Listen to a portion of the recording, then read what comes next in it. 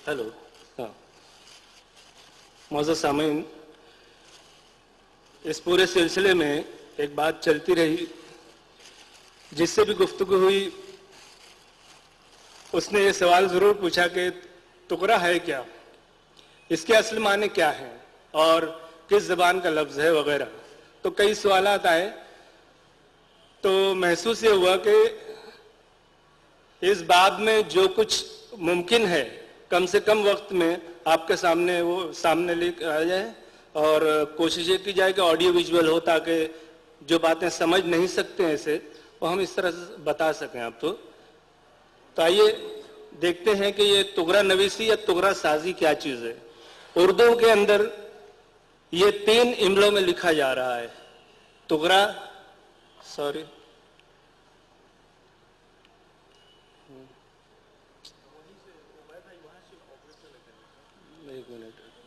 इसके इमले हैं, याय ममदूदा के साथ भी है, अलिफ के साथ भी और ताए तानीस के साथ भी।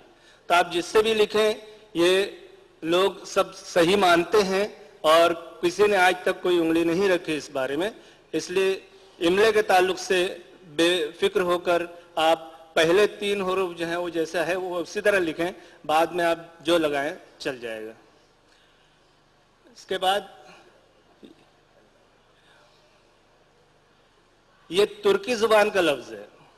तुगरा असल में तुर्की ज़ुबान का लफ्ज़ है और इसका जो इंग्लिश इक्विवेलेंट है वो सिग्नेचर, एम्ब्लेम, मोनोग्राम या कैलीग्राम, इस तरह के मानों में ये आता है।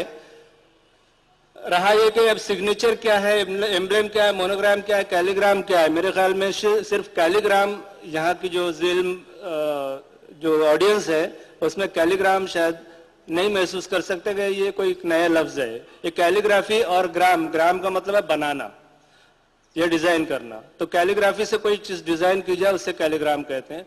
और बाकी 3 चीज़ें तो ऑलमोस्ट सब जानते ही हैं।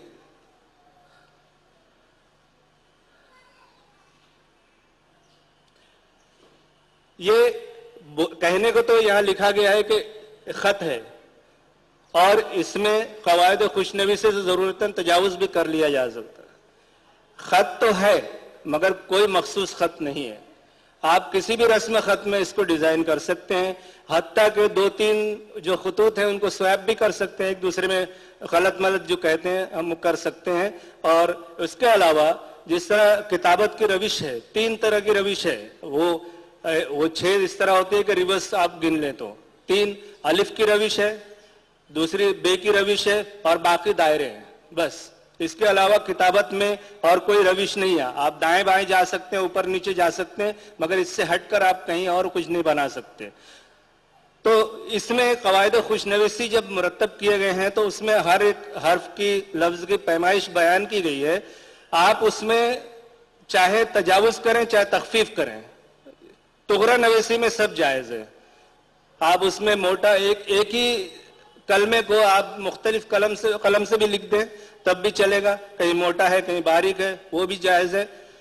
तो इस तरह से आप उसमें बजाय सिर्फ इबारत के कोई अलामत दाखिल करना चाहे, कुछ और अलामत के अलावा ज़ायद खुतूत राइज करना या फिर एराब दाखिल करना चाहे, ये सब कुछ इसमें रवा है और सही माना जाता है। वजह यह है कि इसका मकसद, असल मकसद जो है वो किसी शक्ल का बनाना है। और जैसे शमसी साहब ने भी तज़किरा किया कि ये तुगरे जो आपके सामने पढ़ना आसान है, यकीनन इस खत का लिखना दुश्वार भी है, बहुत दुश्वार है। सबसे अहम बात तो ये है कि जो कातिब और खुशनवीस नहीं है, क़वायद खुशनवीसी जानता नहीं, वो यकीनन किसी न किसी शक्ल में बना तो लेगा। रहा ये कि वो तुगरे के जो मेयार है उस पर पूरा किसी तौर से उतर नहीं सकता अगर उसमें कोई हमाहंगी खत की मुनासिबत से नहीं है। इसलिए और उसके बाद जब तुगरा नवीसी से मुकम्मल करता है तो इसका पढ़ना और मुश्किल भी होता है। लेकिन इसमें चंद खूबियां जरूर हैं।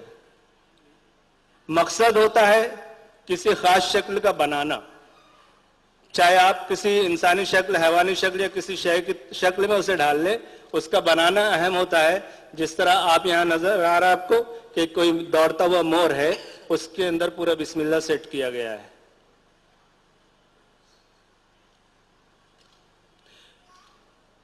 اس کی خوبی یہ ہے کہ زائد خطوط کم سے کم ہو، جس کی طرف شمسی صاحب نے بھی اشارہ کیا، اور پڑھنے میں آسان ہو، اور جو شکل بنائی جائے اس کے عین مطابق وہ نظر آئے۔ اب سوال یہ ہے کہ طغرا نویسی کی تاریخ کیا ہے؟ یقیناً تاریخ اس دور سے شروع ہوتی ہے جب کوئی خط باقاعدہ تشکیل دیا گیا ہو، اس کے قواعد مرتب ہوں۔ آپ صلی اللہ علیہ وسلم کے دور میں چونکہ ایک متوازن خط کے ساتھ لکھی گئی تحریر ملتی ہے، البتہ اس میں حروف کے قواعد اور ان کے روش مرتب نہیں ہوئی تھی باقاعدہ طور پر۔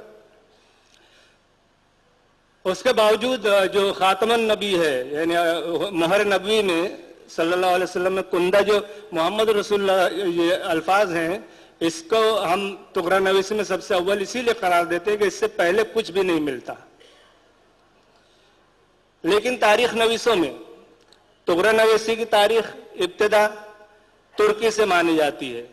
ترکی میں جب سلطنت عثمانیہ یا خلافت عثمانیہ کا قیام ہوا اور اس میں 600 برس تک مختلف سلاطین، 37 سے زیادہ کچھ سلاطین نے حکومت کی، اور اس میں انہوں نے ایک اس کا فارمیٹ اور سخت پروٹوکول کے ساتھ قائم کیا۔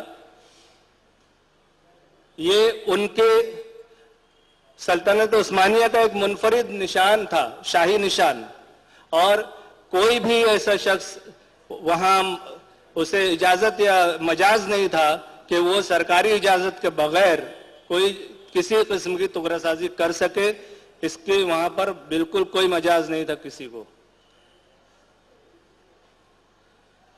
600 برسوں میں ان کے 37 جو خلفاء ہوئے، ان کے نام اس سخت روایتی پروٹوکول میں سیٹ کرنے کا کام خطاط کے لیے کوئی آسان نہیں ہوتا تھا۔ پھر ان 600 برسوں میں بہت سے خطوط جو مروج تھے کوفی کے ساتھ لیتے ہوئے نستعلیق تک، اب ایک دور ہے تاریخ کا،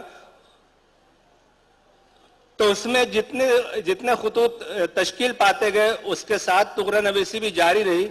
اس لیے ان طغروں میں آپ لائن سے دیکھیں گے تو خلیفہ اول جو سلطنت عثمانیہ کا سے لے کر 37ویں خلیفہ تک آپ کو بہت کافی فرق ملے گا۔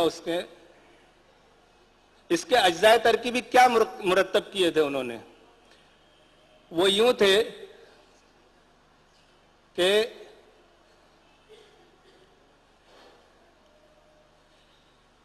اس کے 3-4 حصے ہیں، ٹوٹل 6 حصے ہیں۔ سب سے اہم جو ہے، بہت تیز پلٹ جاتا ہے یار،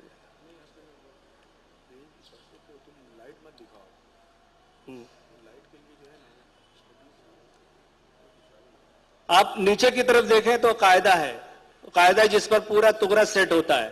اس پورے حصے کے اندر سلطان کا نام، ما ولدیت، اور اس کے ساتھ ایک دعا المظفر دائمہ، یعنی وہ ہمیشہ فاتح ہو، شفاعت مدام ہو، یہ لکھا رہتا تھا۔ اس کے بعد اس کے بائیں حصے میں آپ دیکھیں گے تو 2 بیضوی دائرے ہیں۔ بیضوی دائروں کا مطلب یہ ہوتا تھا کہ سلطنت عثمانیہ میں اس کی وسعت جہاں تک تھی، بحیرہ اوسط جسے میڈیٹرینین سی کہتے ہیں، سے لے کر بحیرہ روم تک، رومان سی تک، وہاں تک ان کا پھیلاؤ تھا۔